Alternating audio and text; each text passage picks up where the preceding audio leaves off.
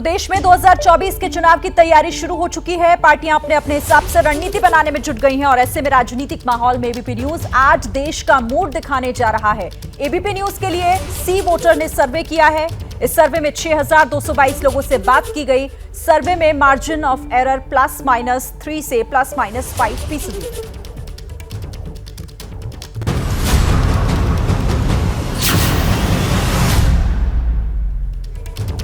नमस्कार, ABP news देख रहे हैं आप और मैं हूं आपके साथ शीरीन। दिल्ली की कुर्सी किसकी होगी?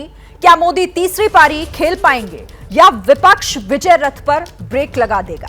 बीजेपी की बम्पर तैयारी तो जोरों पर है, मगर क्या है 2024 में होने वाले लोकसभा चुनाव को लेकर देश का मूड? आज बताएगा आपको आपका अपना चैनल यानी एबीपी न्यूज।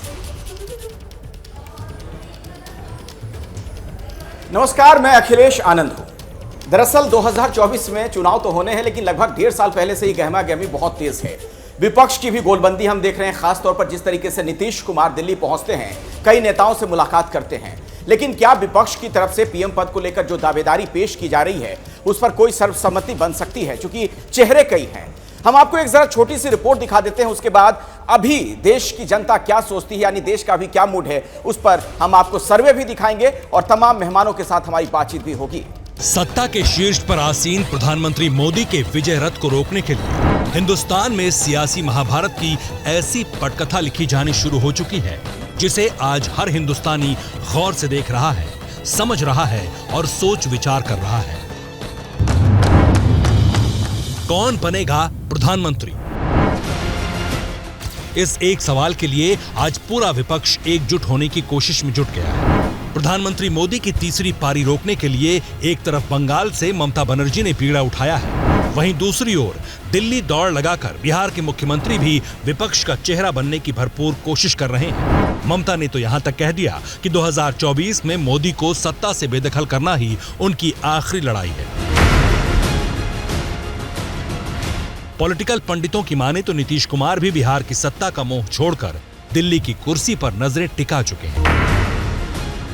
तीसरी ओर केजरीवाल का सियासी सुर और ताल अलग तेवर और कलेवर में नजर आ रहा है, लेकिन इन सब से बेफिक्र मोदी के चेहरे और विकास मॉडल के भरोसे मिशन 400 को पार करने के लिए बीजेपी ने फुल प्रूफ प्लान बनाया है। कश्मीर से कन्याकुमारी तक हर एक सीट के लिए जो तैयारी है वो शायद विपक्ष पर बहुत भारी पड़ सकती है। अब ऐसे में सवाल है कि क्या पूरा विपक्ष एकजुट होकर भी मोदी के अभेद्य किले को भेद नहीं पाएगा, या फिर नीतीश और ममता बनर्जी मिलकर कोई नया मास्टर स्ट्रोक चलेंगे? सवाल यह भी है कि क्या 2024 के चुनाव में मोदी फैक्टर काम करेगा या जाति का असर दिखेगा? आखिर 18 महीने पहले 2024 की सियासी पिक्चर कितनी क्लियर है? क्या है ऑल इंडिया का संपूर्ण सर्वे, जहां हर सवाल आज की सियासी महाभारत में सबसे सटीक होगा, जहां हर जवाब आज के राजनीतिक अखाड़े में सबसे मुफीद होगा। तो आइए देखते हैं देश का मूड एबीपी न्यूज के साथ। तो देखिए, 18 महीने पहले आखिर क्या है 2024 की सियासी तस्वीर, यही जानेंगे आज आप एबीपी न्यूज पर। जनता का मूड क्या है? अभी फिलहाल हालात जिस तरीके के पूरे देश भर में बने हुए हैं, उन तमाम बातों का ख्याल रखते हुए ये महत्वपूर्ण सवाल जिनका जिक्र हम करेंगे, आपको बताएंगे लोगों के मन में क्या चल रहा है और आखिर ये सर्वे कहता क्या है। लेकिन उससे पहले आपको मैं बता दूं कौन कौन से खास मेहमान जो कि हमारे साथ इस चर्चा में शामिल हो रहे हैं। मेरे साथ बीजेपी के प्रवक्ता जफर इस्लाम हमारे साथ जुड़ रहे हैं, जेडीयू के नेता राजीव रंजन को भी आप स्क्रीन पर देख रहे हैं, आरजेडी प्रवक्ता मृत्युंजय तिवारी हमारे साथ इस चर्चा में शामिल हो रहे हैं, कांग्रेस की तरफ से कांग्रेस के प्रवक्ता अखिलेश प्रताप सिंह भी हमारे साथ हैं और यहाँ स्टूडियो में हमारे साथ वरिष्ठ पत्रकार विजय विद्रोही भी मौजूद हैं। आप सभी का बहुत स्वागत है एबीपी न्यूज पर। इस चर्चा में हम आगे बढ़े, लेकिन सबसे पहले उन सवालों का जिक्र कर लेते हैं और सबसे पहला महत्वपूर्ण सवाल क्या है, इसके लिए आपको लिए चलते हैं मेरे सहयोगी अखिलेश के पास। मृत्युंजय तिवारी जी, कहीं ऐसा तो नहीं कि नीतीश कुमार को आप लोग दिल्ली इसलिए भेजना चाहते हैं ताकि पटना वाली गद्दी खाली हो, ताकि तेजस्वी यादव की राह आसान हो सीएम के लिए?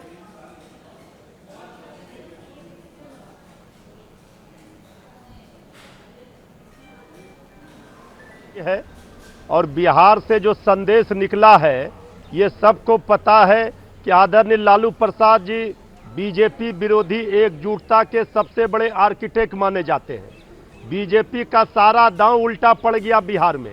अब यही चीज देश में होने जा रहा है।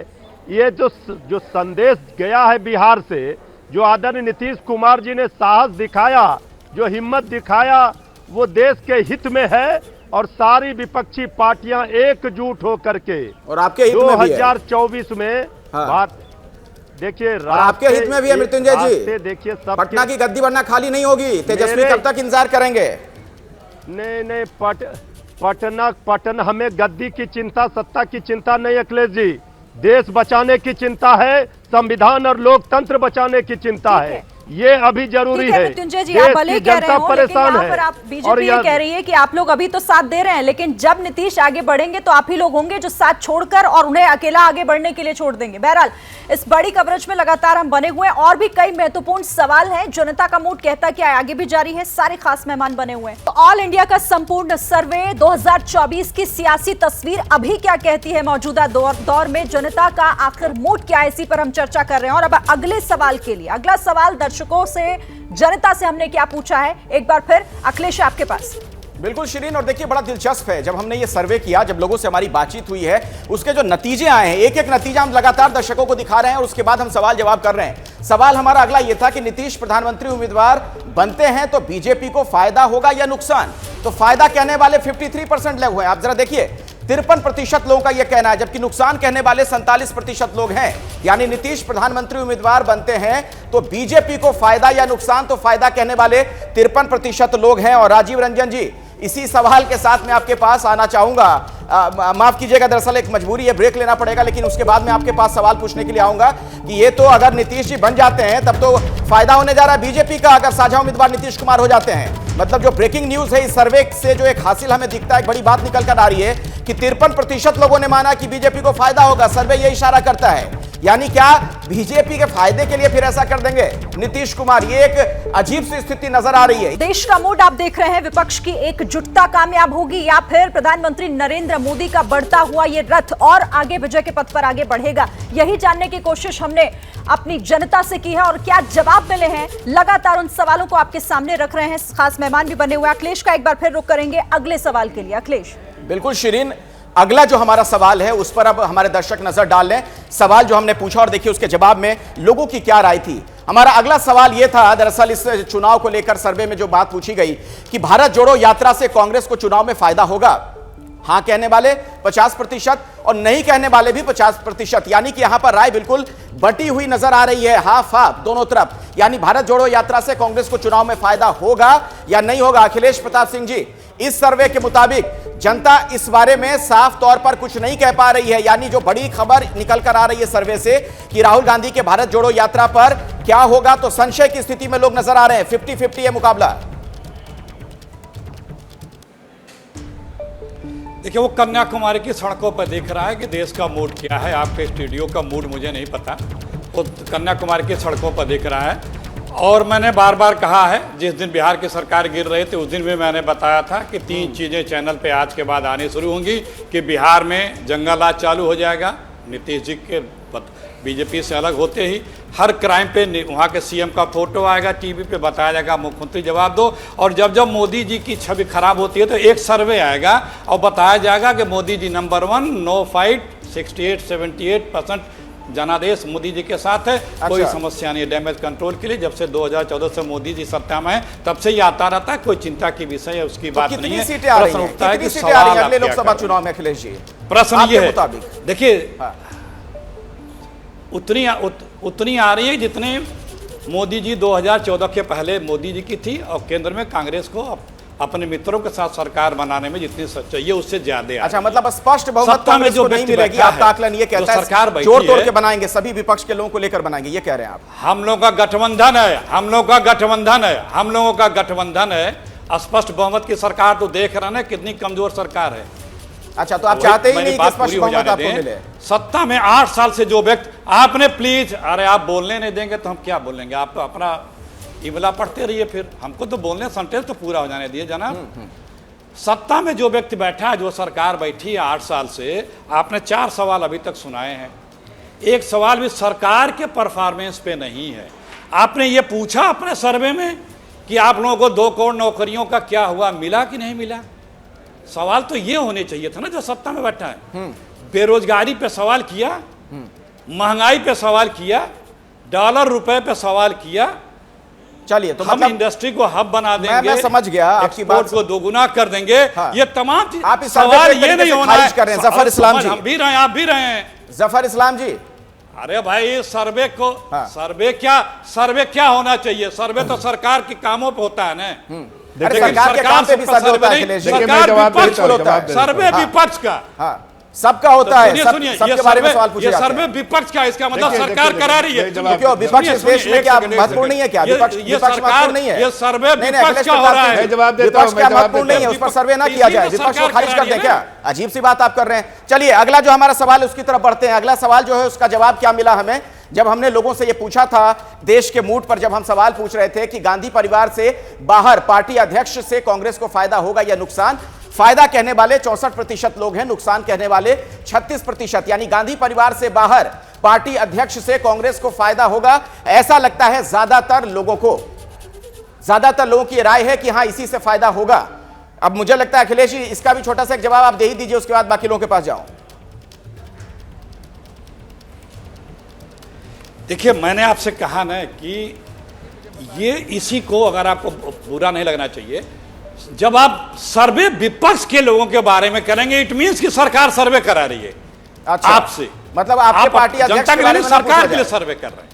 हाँ। अगर आप जो है, अरे सवालों का जवाब दीजिए ना अखिलेश जी, कब कर रहे हैं? कौन सर्वे करवा रहा है, कैसे हो रहा है? अगर आप बोलने नहीं देते हैं, तो आप जवाब देने के बजाय किससे कुछ कह रहे हैं? आप सर्वे पर सवाल खड़े कीजिए, बिल्कुल आपको इसका अधिकार है, लेकिन आप ये नहीं कह सकते हैं कि सर्वे कौन करा रहा है। सुनिए, क्यों ना सुन लीजिए आप यही परेशानी सुन लीजिए, यही आप लोगों का अहंकार है। नहीं, आपका अहंकार है। सबसे सवाल करेंगे, आपसे कोई सवाल ना करे। ये पूछा जा रहा है, नहीं सुन लीजिए, ये कहा जा रहा है कि कांग्रेस से बाहर, गांधी परिवार से बाहर का अध्यक्ष बने तो कांग्रेस को फायदा होगा। तो आपको ये बात चुभ गई, आपको ये बात परेशान कर रही है, आप इसका जवाब नहीं देना चाहते हैं। तो पूरा नहीं दीजिए।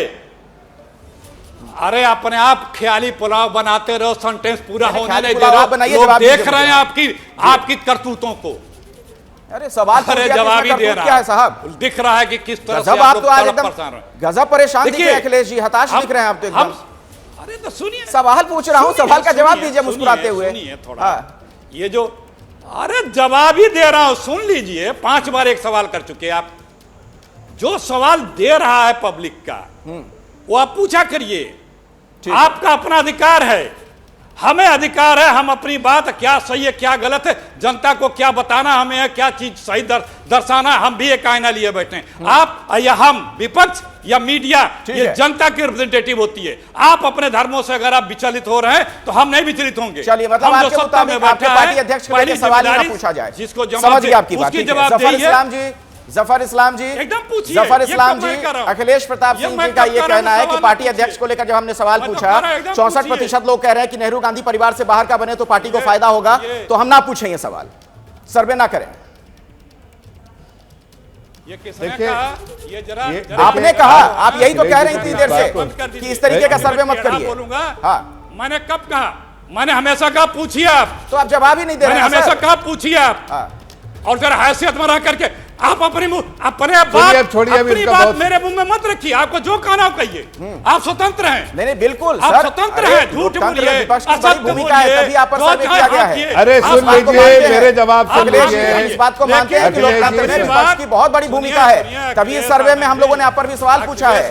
आप अपने आप को ऐसे मत समझिए कि आपकी चर्चा नहीं होनी चाहिए। आनंद जी, मुझे जवाब तो दे दीजिए। आनंद जी, मुझे जवाब ठीक है, हम अगले सवाल की तरफ बढ़ते हैं। अगले सवाल की तरफ बढ़ते हैं। देखिए अगला सवाल इस सर्वे का क्या था, हमने जब आगे दर्शकों से पूछा देश के बूट पर, जो हमारा सवाल था, सवाल हमारा यह था कि 2024 में अरविंद केजरीवाल को मोदी के लिए चुनौती मानते हैं।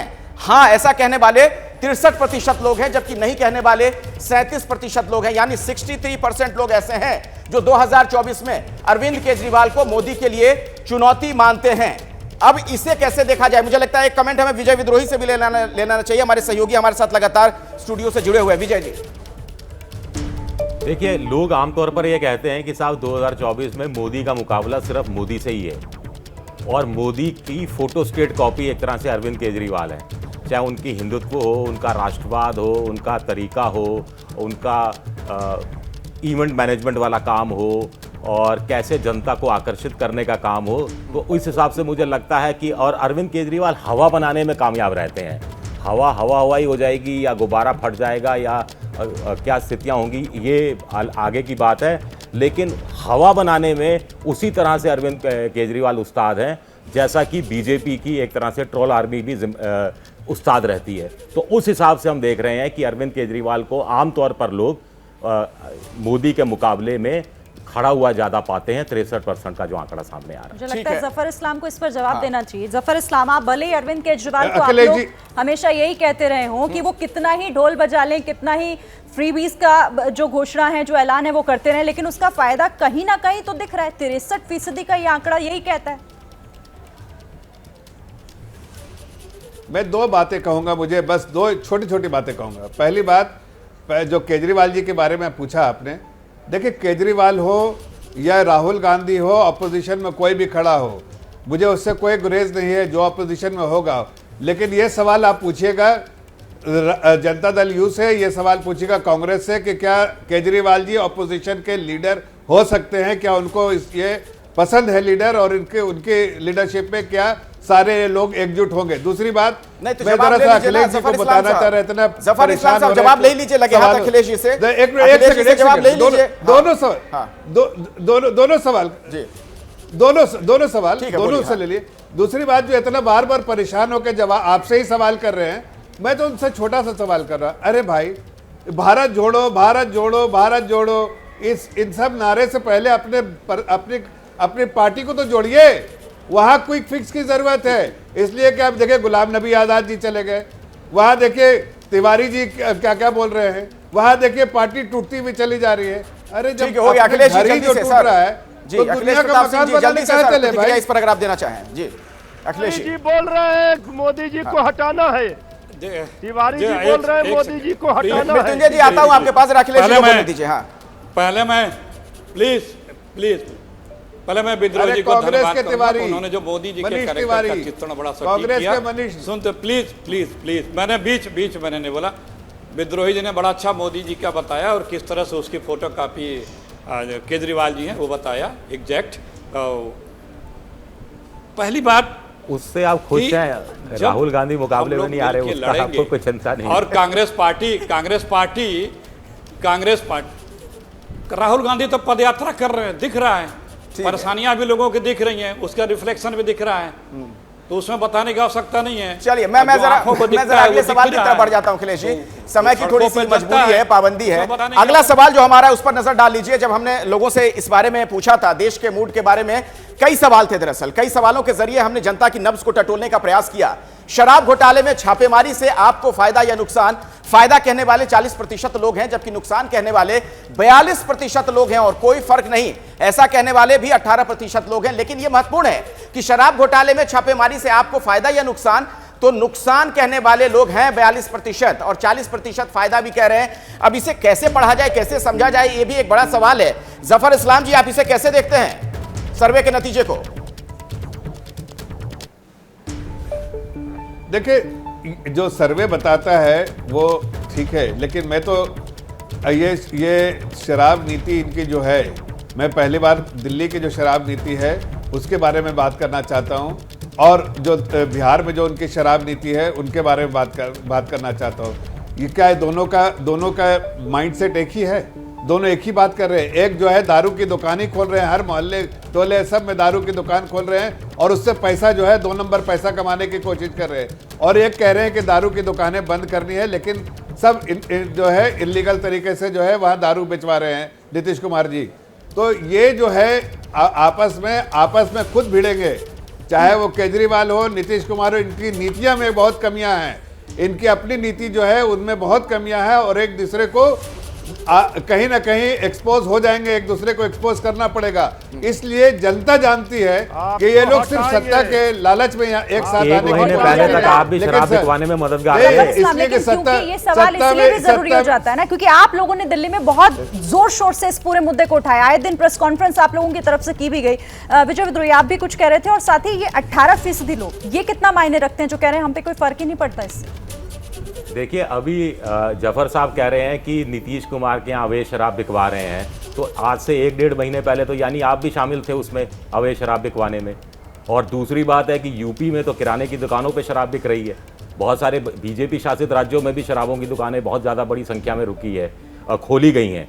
तो कुल मिलाकर शराब नीति एक राज्य में, चूंकि आपको वो सरकार पसंद नहीं है इसलिए आप उसकी आलोचना करें, तो ये मुझे नहीं लगता कि इस बारे में राजनीति ज़्यादा हो रही है। और सीबीआई की जो चार्जशीट है उसमें सिर्फ 1 करोड़ का घोटाला बताया देना चाहता हूँ। जल्दी से सर, जल्दी दो से, बातें हाँ। कहूँ। हाँ।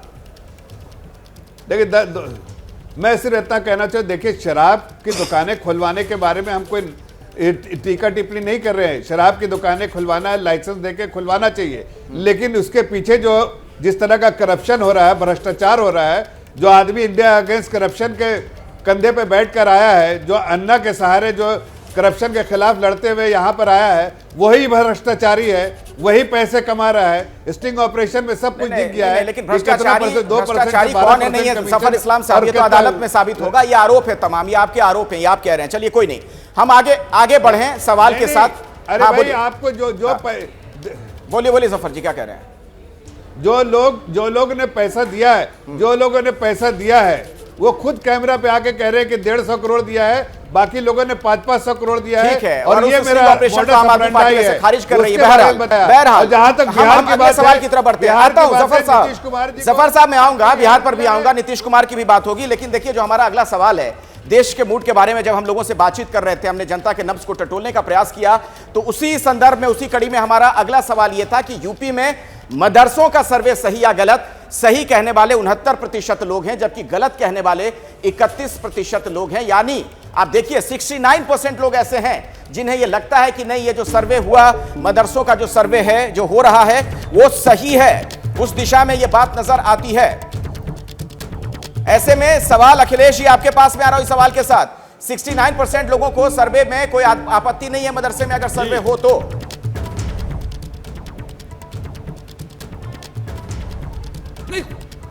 बात होती है कि नियत क्या है। पार्लियामेंट में जवाब है 20% से ज़्यादा प्राइमरी स्कूल बंद हो रहे हैं सरकारी। वो आप रोज वीडियो देख रहे हैं, फोटो देख रहे हैं, आप ही लोग रिपोर्ट कर रहे हैं कि स्कूल जाने में बच्चियों को, लोगों को पानी में घुस के कैसे डूब के जाना पड़ रहा है, कैसे कैसे पार करके जाना पड़ रहा है। सरकारी स्कूलों में क्या कहाँ सुविधाएं नहीं है, लैट्रिन बाथरूम नहीं है, जो आपके अपने सरकारी हैं, भरा उसका भी सर्वे करा लो ना। अखिलेश जी, आप बार बार अपना सवाल ले सुविधा तो सर्वे में जो सवाल पूछा गया उस पर प्रतिक्रिया तो दीजिए। ये मदरसे वाला सर्वे था, इस पे जवाब दे दीजिए। हमने आपसे, आप ध्यान से जवाब सुना करें प्लीज। मैंने कहा कराएं, नहीं सुना आपने, कोई आपत्ति नहीं। नियत क्या है ये महत्वपूर्ण होती है। आपने सुना नहीं, आप पहले से माइंडसेट बना के बैठे हो कि हाँ, आपको क्या लगता है इसके पीछे की नियत क्या है? पहला वर्ड यही किया, जफर इस्लाम जवाब देंगे उसका। मैंने पहला का 2 बार रिपीट कर दिया, दोबारा रिपीट करके आप लोगों के पास समय कम है, बर्बाद में दो तरीके। चलिए ठीक है, एक नियति से कुछ भी करो। आप नियति पे सवाल खड़े कर रहे हैं, जिन मंशा पर सवाल खड़े कर रहे हैं अखिलेश जी। आप कह रहे हैं कि मदरसे का जो सर्वे किया जा रहा है उसके पीछे कुछ खास मंशा है। ठीक है, मैं आपकी बात समझ गया। राजीव रंजन जी से बातचीत नहीं हो पाई, माफ कीजिएगा अखिलेश जी, मैं उनके पास जाना जरूरी है। ठीक है, जफर साहब मैं आपके पास भी आऊंगा, क्योंकि आप बिहार के बारे में कुछ कमेंट भी करना चाह रहे थे। मैं राजीव जी के पास जाना चाह रहा हूं थोड़ा। राजीव जी से बहुत देर से बात नहीं हो पाई। राजीव रंजन जेडीयू के वरिष्ठ नेता हमारे साथ जुड़े हुए हैं। राजीव जी, अब से थोड़ी देर पहले दरअसल प्रशांत किशोर, जो कि किसी जमाने में आपके साथ भी रहे, उन्होंने एक बड़ी महत्वपूर्ण प्रतिक्रिया दी। उनका यह कहना है कि दिल्ली में अगर 4 नेताओं से कोई मिल ले तो इससे कुछ नहीं हो जाता है। यानी नीतीश कुमार की अगर दावेदारी सामने आ रही है पीएम पद के लिए, तो विपक्ष के 4 नेताओं से मिल लेंगे तो कुछ होने वाला है नहीं। 17 सालों में बिहार में उन्होंने कुछ किया नहीं, कोई बदलाव नहीं किया, और किया तो बताएं। प्रशांत किशोर कह रहे हैं। देखिए, सबसे पहले आपके सर्वे के सवालों में बहुत कुछ जनता दल यूनाइटेड के पास कहने के लिए है। अगर ये सर्वे के सवाल हैं तब तो कोई बात नहीं, लेकिन प्रशांत किशोर जी तो एक रणनीतिकार हैं। कभी भारतीय जनता पार्टी के खिलाफ बोलते हैं, कभी टीएमसी के साथ होते हैं, कभी उनके परफॉर्मेंस को लेकर चुप रह जाते हैं, कभी वो वाईआरएस के साथ होते हैं। तो ये राजनीतिक तौर पर व्यवसाय जब कोई व्यक्ति अगर राजनीतिक दलों के साथ करता हो, उनकी टिप्पणियों को बहुत ज़्यादा न देश गंभीरता से ले रहा है और न हम लोग ले रहे हैं। पहली बात, मैं आपके नतीजों को लेकर कोई जो सर्वे के जो रुझान हैं उस पर मैं एक बात जरूर कहना चाहूँगा।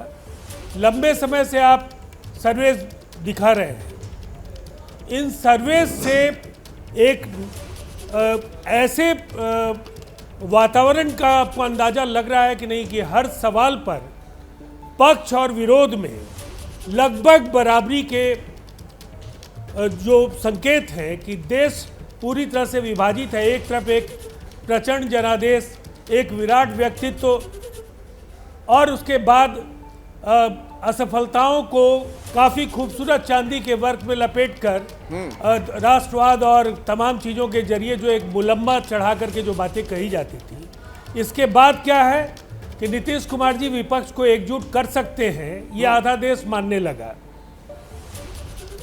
नीतीश कुमार जी अगर प्रधानमंत्री पद के उम्मीदवार होते हैं, जो कि वो उम्मीदवार नहीं है, इसको उन्होंने कई बार कहा और हमारी पार्टी ने भी कह दिया। अब इसके बाद भी उनके और नरेंद्र मोदी जी के बीच स्वीकार्यता को लेकर के कोई बहुत बड़ा फर्क नहीं दिख रहा है। दिल्ली के मुख्यमंत्री और प्रधानमंत्री जी के बीच एक मिनट सुनिए, मेरी कोई बात सुनिए, बहुत बड़ा फासला नहीं दिख रहा है। लेकिन विपक्ष के वो साझा उम्मीदवार जब हो जाएंगे तभी आप इस बात पर के बाद आप कहिएगा आए ना। अखिलेश जी। अच्छा ठीक है, बोल लीजिए। हाँ बोलिए। नहीं, तो आपने सवाल हम क्यों रखा है, मैं तो समझ नहीं पा रहा हूं। आपका सवाल है क्या विपक्ष को एकजुट कर पाएंगे, और आपको वो जवाब नहीं चाहिए। नहीं जवाब दीजिए ना। समझ पा रहा हूं कि आप क्या जानना जवाब चाहते दीजिए हैं। ना, मैं वो नहीं कह रहा हूं, लेकिन मैं दरअसल सर्वे पे एक सवाल और पूछना चाह रहा था आपसे, जो मदरसे वाला हमारा सर्वे है।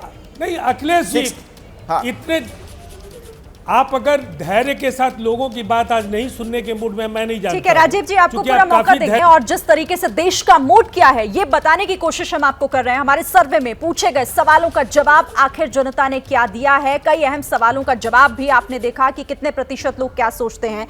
अब अगला सवाल क्या है अखिलेश?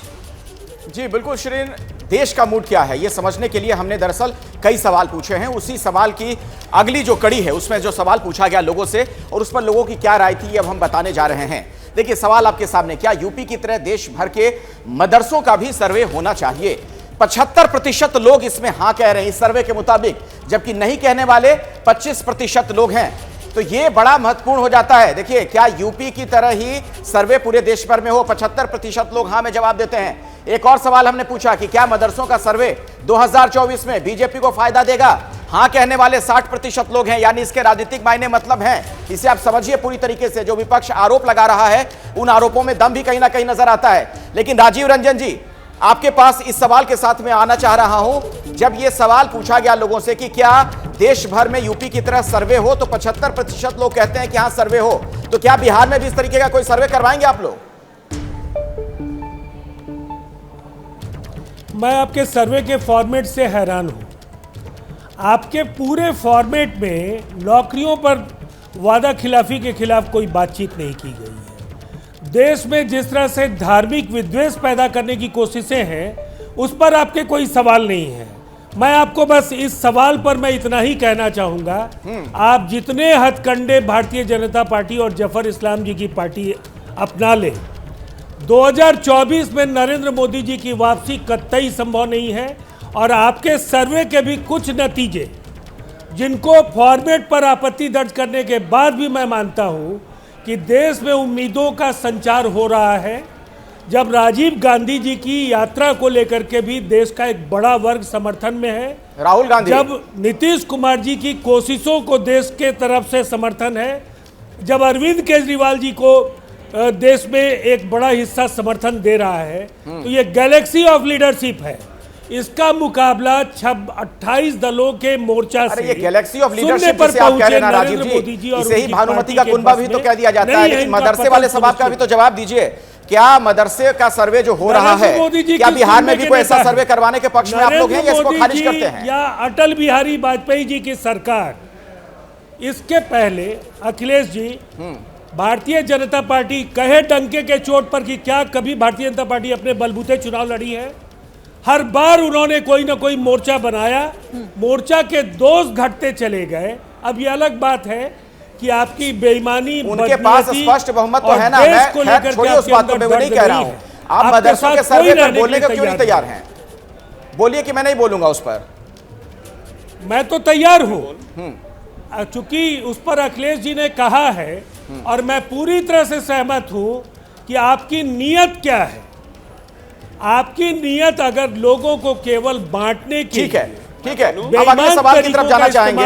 अब हम अगले सवाल की तरफ जाना चाहेंगे, लेकिन जफर इस्लाम जी अगर बिल्कुल छोटे में इसका जवाब देना चाहें। आपकी नीयत पर लगातार सवाल खड़े हो रहे हैं। विपक्ष के नेता का कहना कि मदरसे का सर्वे हो या इस तरीके की कोई भी बात हो, यह लोगों को बांटने की कोशिश है ताकि आप वोटों की फसल काट सके इसके जरिए। देखिए क्या है, ये सब पार्टियां जो है मुस्लिम समाज को कहीं ना कहीं एक अंधकार में रखना चाहती हैं। हम मुस्लिम समाज के बच्चे जो सर्वे है, सर्वे में जो गलत तरीके से पढ़ाया जा रहा है उसको पता चलेगा, जो अवैध तरीके से जो है मदरसे हैं उसका भी पता चलेगा। हम बच्चे को पढ़ाना चाहते हैं, मॉडर्न एजुकेशन देना चाहते हैं, धार्मिक एजुकेशन के साथ साथ, और मेन स्ट्रीम में लेके आना चाहते हैं ताकि वो देश में कंट्रीब्यूट कर पाए, खाली वोट बैंक बन के नहीं रह पाए इन लोग के। अब मुस्लिम समाज समझ चुका है। मृत्युंजय जी जवाब दीजिएगा, लेकिन अगला सवाल जफर साहब एक मिनट, सर मजबूरी है थोड़ी सी, वक्त की पाबंदी होती है टीवी में, आपको भी पता है। मैं इस पर आगे चर्चा करूंगा, लेकिन उससे पहले हम अगले सवाल का रुख कर लेते हैं। दरअसल देश का मूड क्या है, इस बारे में जब हम बातचीत कर रहे थे, जो अगला सवाल हमने पूछा तो उसका नतीजा क्या रहा वो आपके सामने है। हमारा जो अगला सवाल है उस पर नजर डालिए। देश का मूड, जाति धर्म के मुद्दों पर भारी पड़ेगा मोदी फैक्टर, यह कहना है हाँ, ऐसा कहना है 60% लोगों का। नहीं कहने वाले 40% लोग हैं, यानी जाति धर्म के मुद्दों पर क्या मोदी फैक्टर भारी पड़ेगा, यह कह रहे हैं 60% लोग। मृत्युंजय तिवारी जी देखिए, सभी जाति सभी धर्म के लोग ये चाह रहे हैं कि 2024 में बीजेपी की सरकार की विदाई हो। अब यही लड़ाई है, सब लोग मिलकर लड़ेगी, देश की जनता लड़ेगी। जनता गरीबों का थाली खाली है। ये लड़ाई है सच और झूठ की, ये लड़ाई है गरीबी अमीरी की। तो जनता आगे बढ़ करके लड़ेगी, सिंहासन खाली करो कि जनता आपने शायद सवाल सही से पढ़ा नहीं, वही सवाल वही था कि क्या इन मुद्दों पर मोदी फैक्टर भारी पड़ेगा, उस पर रिएक्शन दे दीजिए, फिर अखिलेश जी आपके पास। मोदी फैक्टर अब किसी पर भारी नहीं पड़ेगा। अब देश की जनता मोदी सरकार पर भारी पड़ेगी, अखिलेश मोदी प्रताप सरकार को विदा करेगी। अखिलेश प्रताप जी देखिए, जवाब दे दूं सुरेंद्र जी, जो प्रधानमंत्री इतने बड़े जनादेश, प्लीज, जो प्रधानमंत्री इतने बड़े जनादेश के साथ देश की सत्ता में बैठा हो, वो रेल न चला पावे, वो जहाज न चला पावे, एयरपोर्ट न चला पावे, वो BSNL MTNL न चला पावे, पावर हाउस ट्रांसमिशन लाइनें न चला पावे, गैस पाइपलाइनें न चला पावे, पेट्रोलियम पाइपलाइनें न चला पावे, वेयर हाउस न चला पावे, स्टेडियम न चला पावे, बैंक न चला पावे, कुछ भी नहीं चला पा रहा है, फिर भी वो बड़ा योग्य और काबिल है। कैसे, कौन सी क्षमता है? ये अपने आप में आप लोग विरोधाभास की बातें कर रही हैं। ऐसा नकारा क्षमतावान व्यक्ति को दोबारा कौन चुनेगा? एक चीज हो सकती है, मोदी जी सत्ता में आ सकते हैं अगर ये बोलने लगे। मैं जरा जवाब देता हूं। मैंने काला धन ला दिया ना, एक मैं सुनिए पहली बात, एक चीज पे मोदी जी सत्ता, हाँ सुन लीजिए, एक चीज पे सत्ता में आ सकते हैं, वो भाषण करें। मैंने काला धन ला दिया ना, 15 लाख खाते में डाल दिया ना, 2 करोड़ नौकरियां दे दी ना, महंगाई मैंने समाप्त कर दी ना, रुपए गिरते रुपए को मैंने संभाल लिया ना, डॉलर को डॉलर का काम कर दिया ना, 100 स्मार्ट से। अरे मैं आपके प्रधानमंत्री जी को बता रहा हूं कि कैसे वो आ सकते हैं। अगर ये कहने लगे कि देखिए मैंने 100 स्मार्ट सिटी बना दी ना, गंगा मैया को साफ कर दिया ना, काशी को क्योटो बना दिया ना, लोकपाल ला दिया ना, गैस के दाम 300 कर दिया ना, दाऊद को ले आया ना, कृषि का दोगुनी कर दी ना, और देश के सारे लोगों को घर मुहैया करा दिया ना। सवाल लगातार जरूरी है और जो हमने जनता से पूछे, ये आपके और हमारे नहीं बल्कि आप देश की जनता के सवाल हैं। और एक सवाल इसी से जुड़ा हुआ, अखिलेश के पास चलते हैं। क्या नीतीश कुमार विपक्ष को एकजुट करने में कामयाब रहेंगे? हाँ कहने वाले 44% लोग हैं, जबकि 56% लोग ऐसे हैं जो नहीं में जवाब दे रहे हैं। तो राजीव रंजन जी, यहां तो उल्टी स्थिति अब नजर आ रही है। 56% लोग ऐसे हैं इस सर्वे के मुताबिक जो नीतीश कुमार को लेकर कह रहे हैं कि नहीं, वो विपक्ष को एकजुट नहीं कर पाएंगे। देखिए, नीतीश कुमार जी ने कोशिश की और ये सर्वे 7 दिन के अंदर का ये सर्वे का नतीजा है जी। तो आप सोचिए, अभी देश के चुनाव में 1.5 वर्ष बाकी है, 18 महीने बाकी हैं। अगर इसी तरीके से ये प्रतिशत की रफ्तार बढ़ती रही तो आप सोचिए उनके लिए लोक कल्याण मार्ग में बने रहना कितना मुश्किल हो जाएगा। अच्छा। 44% ही मैं मान लूं, मैं इन आंकड़ों को प्रामाणिक भी मान लूं, तो आप क्या समझते हैं कल ये एक सप्ताह पहले ये आंकड़े अगर आपने जारी किए होते तो नरेंद्र मोदी जी के इर्द गिर्द या भारतीय जनता पार्टी की लोकप्रियता के इर्द गिर्द कोई पार्टी दिखती थी क्या आपके हिसाब से? आपके सर्वे में मार्जिन ऑफ एरर भी है, और मार्जिन ऑफ एरर को अगर आप देखेंगे तो ये 50% ही ऐसे भी हो जाएगा। अच्छा। तो मैं समझता हूँ कुछ भी बाकी नहीं है, ठीक है, ये खेल खत्म होने वाला है। अच्छा, आपके मुताबिक खेल खत्म होने वाला है, लेकिन इसके लिए बहुत लेकिन राजीव जी, काफी इनकी राजीव जी, लेकिन इसके लिए बहुत जरूरी है कि चुनाव आने तक नीतीश कुमार आप ही लोगों के साथ रहे। मतलब आप तो खैर उनकी पार्टी के ही हैं, बाकी विपक्ष के लोगों के साथ ही रहे, कहीं फिर से वो खेमा ना बदल लें, ये बड़ा जरूरी है। बहरहाल अखिलेश प्रताप सिंह जी, क्या आप भी इस बात से इत्तेफाक रखेंगे? नीतीश कुमार आपको लगता है कि विपक्ष के एक सर्वमान्य चेहरे हो सकते हैं? ये सवाल 30 सेकंड में आप जवाब ले लीजिए। जल्दी से सर, समय नहीं है। जफर इस्लाम भी कुछ कहना चाहते हैं। प्लीज, ये हिट एंड रन इसलिए है बोल रहे हैं कि आपने एक आखिरी में एक सवाल कह दिया।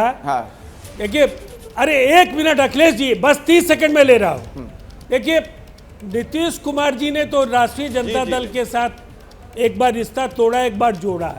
जरा जफर इस्लाम से पूछिए ना कि 28 दलों के मोर्चे में कोई भी इनके साथ क्यों नहीं रहा। इनसे जरा हालचाल पूछिए, हर सवाल हम ही से क्यों पूछते हैं? ठीक है, जफर इस्लाम जी बता दीजिए, जफर इस्लाम जी बता दीजिए कि आखिर ऐसा क्यों हुआ कि पिछड़े सभी बारी बारी हमसे पूछा था। हाँ, अरे जवाब ले लेने दीजिए अखिलेश जी, फिर आता हूँ। जफर इस्लाम साहब बताइए।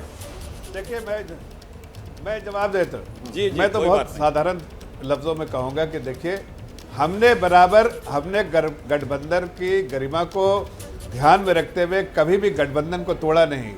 हमने उसका पालन किया, जो धर्म होता है गठबंधन धर्म, उसका पालन किया।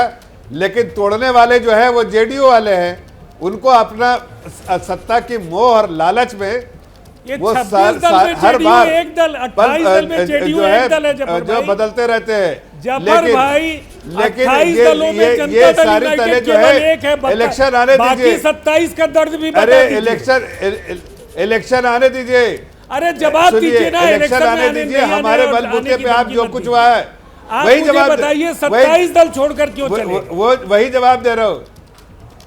अरे वही बता रहा हूँ, सुनिए। नहीं जवाब दे पाएंगे आप जो सत्ता में आज सत्ता में हो, हमारी बदौलत है। आज आपको हैसियत पता चलाएगी वहाँ की। अब तो आरजेडी की बदौलत सत्ता है भाई, अब आपकी बदौलत नहीं है, वो आरजेडी की बदौलत सत्ता में नीतीश कुमार। छोड़िए उस बात को, लेकिन हाँ, अखिलेश प्रताप सिंह जी बीच में कुछ कहना चाह रहे थे, जल्दी बोलिए सर। नहीं, आपने कुछ पूछा था मुझे, कई लोगों की आवाज के बीच में सुनाई नहीं दिया, तो मैंने कहा प्लीज क्वेश्चन रिपीट कर दें। ये जो विपक्ष की बात हो रही थी उस पर मैंने सवाल पूछा था कि क्या नीतीश कुमार अगर सर्वमान्य चेहरे के तौर पर बनते जा रहे विपक्ष की तरफ से, जैसा कि उनकी पार्टी के लोग कह रहे हैं, राजीव रंजन जी अगर कह रहे हैं, उसी पर मैंने पूछा था क्या कांग्रेस को भी ये बात स्वीकार्य है? नहीं, आप क्या अखिलेश जी, आज आपको क्या हो गया है? देखिए, क्या नहीं, एक मिनट क्या बोलना चाह रहे हैं? अच्छा ठीक है, नीतीश कुमार जी ने एक मिनट राजीव जी को स्पष्ट करने दीजिए। पद की उम्मीदवारी से इनकार किया है। हाँ। नहीं अखिलेश जी, ऐसा नहीं कीजिए। नहीं बोलिए ना राजीव जी, हम लोगों की जिम्मेदारी है कुछ, और हम वही बातें कहेंगे जो पार्टी अधिकारी। रुक जाइए, इसलिए मेरे मुंह से दूसरी बात मत कहलवाइए। अरे आप ही ने ये कहा ना कि अभी 44% पर हैं, वो और बढ़ जाएंगे आने वाले दिनों में, ये बात आप ही ने तो कही। आप सुन तो लीजिए, आप पूरी बात सुनते नहीं है, बस उसमें वही अंश निकाल ले रहे हैं। देखिए, इतने बेसब्र क्यों हो रहे हैं? अखिलेश जी, अच्छा ठीक है, बोलिए। अखिलेश जी, मैं बोलूं? बोलिए अखिलेश प्रताप सिंह जी। हाँ, अरे मैं आप ही की बात का जवाब दूंगा बेफिक्र। देखिए, जिस बात को नीतीश कुमार जी बार बार डिनायल करते हैं, लेकिन आप लोग अपने मुख से उन बातों को ले आते हैं, ये दिखाता है क्या इंटेंशन क्या है। मैं आपको एक बात बता दूं, 2 बातें महत्वपूर्ण बताने जा रहा हूं। इस देश में राहुल गांधी और कांग्रेस समेत जितने भी विपक्षी दल के नेता हैं, उन सब में आदरणीय मोदी से 100 गुना ज़्यादा क्षमता है नेतृत्व करने की, सरकार चलाने की, बेहतर सरकार देने की, हर तरह की क्षमता है।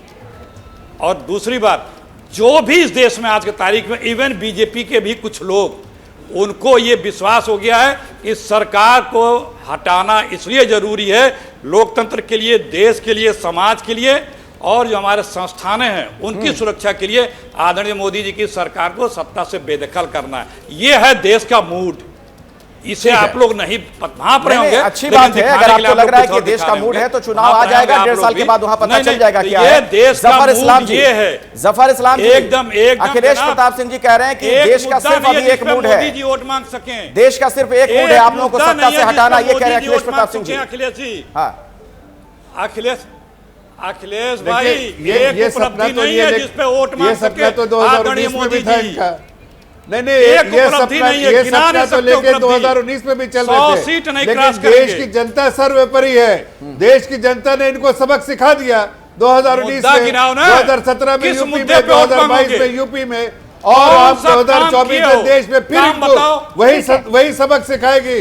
अरे वही काम सबक बताओ। सिखाएगी। आप समाज को तोड़ के राजनीति काम करना बताओ, चाहते किस हैं। काम पे वोट आप चाहिए? एक आप ठीक है, अरे ठीक है काम जफर किया, इस्लाम, अखिलेश देश जी, आगे बढ़ रहा है, अखिलेश जी, क्योंकि देश देखिए तरक्की ये कर रहा सर्वे है, ये सर्वे देश यही आगे बताता बढ़ है, रहा यही बताता है कि देश अभी सोच क्या रहा है, मौजूदा परिस्थितियों में आखिर 18 महीने पहले देश सोच क्या रहा है। और सर्वे की बड़ी बातें क्या निकल कर सामने आई है, दर्शकों को जल्दी से बता देते हैं, आप लोग भी देखिए। नीतीश विपक्ष को एकजुट नहीं कर पाएंगे, ये पहली बड़ी बात जिसके लिए वो दिल्ली पहुंचे और लगातार जो तमाम जुगत लगाई जा रही है। दूसरी बड़ी बात यह कि नीतीश प्रधानमंत्री उम्मीदवार बने तो इसको फायदा होगा सीधा बीजेपी को। तीसरी बड़ी बात सर्वे की है कि भारत जोड़ो यात्रा से कांग्रेस के नफा नुकसान पर अभी लोगों की जो राय है वो बटी हुई है। गांधी परिवार के बाहर से अध्यक्ष अगर बनता है तो कांग्रेस को फायदा होगा, बहुत महत्वपूर्ण ये बात जो इस सर्वे से निकलकर सामने आई। पांचवी बड़ी बात यह कि नीतीश के मुकाबले केजरीवाल बेहतर पीएम उम्मीदवार, ये एक चुनौती बीजेपी के लिए। छठी बड़ी बात यह कि शराब घोटाले में छापेमारी से आम आदमी पार्टी को नुकसान होगा। सातवीं बड़ी बात सर्वे की यूपी में मदरसों के सर्वे से जुड़ी हुई, जिससे ज्यादातर लोग जो हैं वो सही मान रहे हैं कि जो सर्वे हो रहे हैं मदरसों के वो सही है, और यूपी की तरह देश में भी मदरसों का सर्वे होना चाहिए, ये लोगों का मानना है। नौवीं बड़ी बात यह कि मदरसों के सर्वे से बीजेपी को चुनावी फायदा होगा, लोग ये भी मानते हैं कि पॉलिटिकल माइलेज इसका मिलेगा बीजेपी को। 2024 में जाति धर्म के फैक्टर पर भारी पड़ेगा मोदी फैक्टर, जाति धर्म का फैक्टर, लेकिन उस पर मोदी फैक्टर भारी पड़ता हुआ दिखाई दे रहा है। तो सर्वे की ये बड़ी बात, तो यानी कि देश का मूड क्या कहता है, ये सवाल जो है वो एक दिशा जरूर दिखा रहे हैं कि 2024 से पहले 18 महीने पहले ये हवा बहती हुई कहां दिखाई दे रही है। बहरहाल वक्त इतना ही था, बहुत बहुत धन्यवाद आप सभी खास मेहमानों का हमारे साथ जुड़ने के लिए, इस चर्चा में शामिल होने के लिए। तो इस सर्वे में, इस बड़ी कवरेज में फिलहाल इतना ही। क्या मजबूरी है मेरी, बताइए। मैं अभी आपको बताती हूँ कि मैंने ओए होए होए होए, नमकीन के चटकारे लेते हुए टकटकी मार के डिबेट शो को पॉज रिपीट कर कर के देख रहे हैं जोगिंदर जी। इनकी तरह आप भी देखें अपनी फेवरेट डिबेट्स को रिपीट कर, और डाउनलोड कीजिए एबीपी लाइव ऐप अपने स्मार्ट टीवी पर।